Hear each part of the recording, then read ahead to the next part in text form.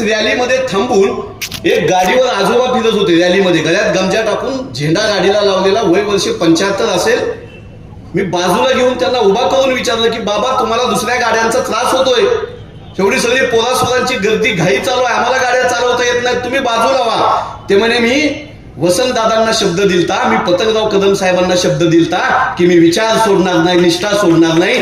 त्या काकाचं नाव आहे भीमराव दत्तू कोळेकर, नागराळ नावाचं गाव आहे, असतील इथं आसपास कुठं तर सांगा. इतकी निष्ठावान माणसांची ही माती, इतकी चारित्र्य संपन्न माणसांची, दिलेल्या शब्दाला जागणारी ही माती, या मातीमध्ये काँग्रेस पक्षाचा झेंडा इतक्या अभिमानानं फडकतोय, डौलतोय, ही आमच्यासाठी अभिमानाची गोष्ट आहे. स्वर्गीय पतंगरावजी कदम साहेबांनी 80च्या दशकामध्ये या पलूसशी आपलं नातं जोडलं. अनेक प्रकारे आम्ही भाषण आता विरोधकांची ऐकतो, राज्यभर प्रचार चालू आहे, मुख्यमंत्री उपमुख्यमंत्री सगळी मोठी मंडळी नगर परिषदेच्या प्रचारात उतरलेली आहे. पण मी बाळासाहेबांना अभिमानानं सांगतो की बाळासाहेब, इथली निवडणूक ही राज्याच्या प्रश्नावर, देशाच्या प्रश्नावर न जाऊ देता तुमच्या सगळ्या सामान्य कार्यकर्त्यांनी, उमेदवारांनी, इथल्या नागरिकांनी पलूसच्या विकासाच्या प्रश्नावर कायम ठेवली आणि पलूसचा विकास हाच इथल्या निवडणुकीचा मुद्दा आहे, हाच तुमच्यासाठी विजयाचा खरा मूलमंत्र असणार आहे. मी पलूसमध्ये काल फिरत होतो, 7:30 वाजता रात्री आलो. नेहरू शर्ट अंगावर नव्हता, स्वेटर घातलेलं होतं, नाईट पॅन्ट होती,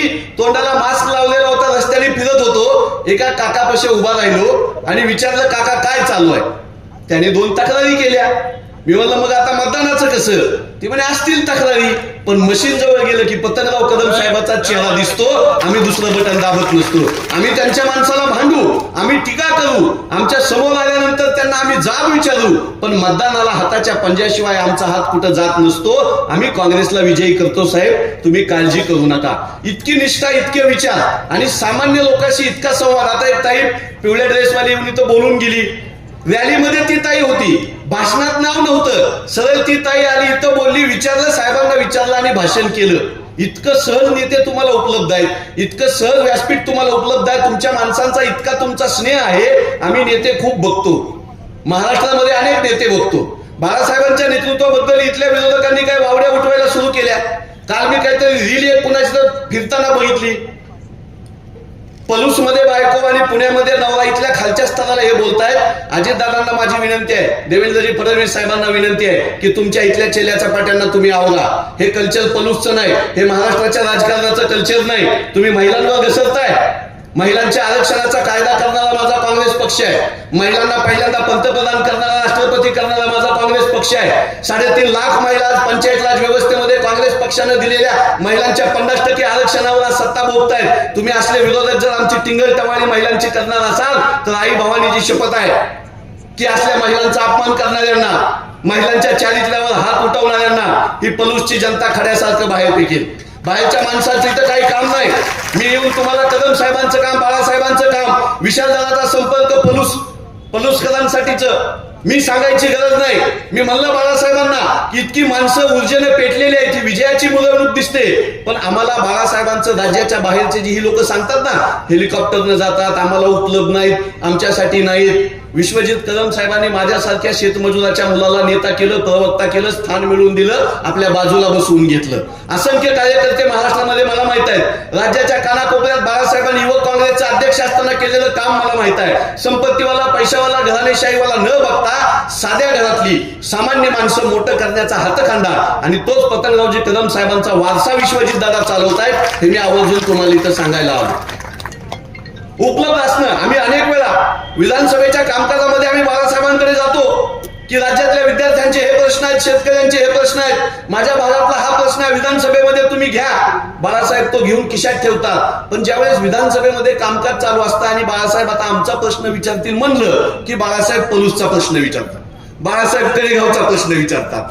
दरवेळी अधिवेशनामध्ये पलूसचा पाणी पुरवठा, पलूसचे शेतकरी, पलूस मधले विद्यार्थी, पलूस मधला विकास, आमच्यासाठी अजून बाळासाहेब राज्याचे नेते नाहीत. बाळासाहेबांनी माझ्या माघारी पलूसमध्ये जनतेला उघड्यावर पडू द्यायचं नाही, हा पतंगराव कदम साहेबांचा वारसा निष्ठेने सांभाळला. त्यांचा व्याप मोठा आहे, त्यांचं नेतृत्व मोठं आहे, फक्त टीका करायची हे त्यांना कधीच आवडत नाही. आम्ही ज्यावेळेस विरोधकांवर, चॅनलवर बोलतो, माईकवर बोलतो, त्यावेळेस आम्हाला बाळासाहेबांची भीती असते की बाळासाहेबांचा फोन येईल आणि अशी टीका करू नको म्हणतील. कोणाही जीवाचा न घडो मत्सर, वर्म सर्वेश्वर पूजनाचे ह्या संस्कृतीला महाराष्ट्राच्या जागणारं कदम कुटुंबीय आहे. मला आवर्जून बाळासाहेब सांगतात की व्यासपीठावर अपशब्द वापरायचा नाही, विरोधकांना सुद्धा पातळी सोडून टीका करायची नाही. ही माणसं महाराष्ट्रामध्ये खूप कमी राहिलेली आहेत. तुमचा सांगली जिल्हा स्वातंत्र्य सैनिकाचा जिल्हा आहे, साहित्यिकांचा जिल्हा आहे, विष्णू दिगंबर पलुसकरांची तुमची भूमी आहे, बीसी कांबळे या धर्तीनं तुमच्या खासदार दिले होते रिपब्लिकन पक्षाचे. या मातीची ओळख ही फक्त इतिहास अस्मिता काँग्रेस अशी राहिली नसून दरडोई उत्पन्नामध्ये सुद्धा महाराष्ट्रातले ग्रामीण भागामधले जे 3-4 तालुके आहेत त्याच्यामध्ये तुमच्या तालुक्याचा नंबर खूप वरचा आहे. हे कुणामुळे झालं? हे आपोआप नाही झालं. पाणी पुरवठ्याच्या योजना, नगर विकासाची कामं असतील, इथल्या शाळा कॉलेजची व्यवस्था असेल, शिक्षणाचं आरोग्याचं काम असेल, यामुळे दरडोई उत्पन्न इथलं वाढलेलं आहे. बाहेरच्या लोकांना सांगताना आम्हाला अभिमान वाटतो की आमच्या नेत्यांच्या नगर परिषद निवडणुकीमध्ये जे उमेदवार आहेत ते सुद्धा 2 पिढ्याचे 3 पिढ्याचे निष्ठावान उमेदवार आहेत. पलूस बँकेच्या वतीने 1100 कोटी रुपयाचा व्यवहार करणारी मंडळी आहे. विनाकारण कोण बँकेमध्ये ठेवी ठेवत नाही, विनाकारण कोण कुठल्या बँकेतून कर्ज काढत नाही. आर्थिक व्यवहार कसा सांभाळायचा याचे संस्कार असलेलं हे कुटुंब आहे. आणि आमच्या उमेदवार मी संजीवनीताईंना बोलत होतो, हाडाच्या शिक्षक आहे. शिक्षक माणसाला, शिक्षक व्यक्तीला वर्गामधले असतील, गावामधले असतील, आपल्या खोडसा व्यक्ती कळतो, आगाऊ विद्यार्थी कळतो, बुद्धिमान विद्यार्थी कळतो, अभ्यासू विद्यार्थी कळतो. आणि शिक्षकाचा पिंड असतो की वर्गामधले सगळे माझेच आहेत, विरोधक नाही कोण, आपला कोण नाही, लोकांचा कोण नाही, जातीचा पातीचा कोण नाही, ही बघण्याची मूलभूत शिक्षकाची जी वृत्ती असते त्याच वृत्तीनं संजीवनीताई इथं काम करतील अशी अपेक्षा मला आहे. आम्ही ज्यावेळेस 3 तारखेला निकालासाठी टीव्हीच्या चर्चेमध्ये बसलेला असू त्यावेळेस कोपऱ्यामध्ये पलूसचा विजय 21च्या 21 सीटनं झालेला असेल हे तुम्ही दाखवा अशी अपेक्षा व्यक्त करतो. विरोधक इथले अदखल पात्र आहेत. 1 दिवसापूर्वी मी येऊन गेलो. दखल कोणाची घ्यायची असते?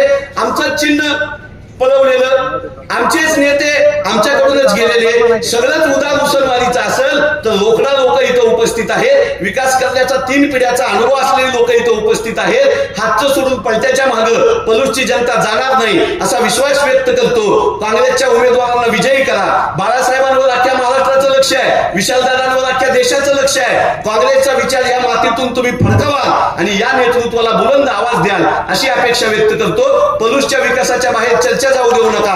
पलूसचा विकास महाराष्ट्राच्या जनतेला दिशादर्शक असला पाहिजे आणि दुसऱ्या नगर परिषदेचे नगरसेवक पलूसच्या जनतेचा विकास बघण्यासाठी सहलीवर आले पाहिजे. असा विकास बाळासाहेबांच्या दृष्टीनं महेंद्रप्पांच्या नेतृत्वामध्ये पुदाले कुटुंबाच्या निष्ठेनं होईल अशी अपेक्षा व्यक्त करतो. विजयाची सभा याच्यापेक्षा मोठी होईल अशी खात्री बाळगता आम्ही थांबतो. जय हिंद, जय महाराष्ट्र. धन्यवाद पवार साहेब.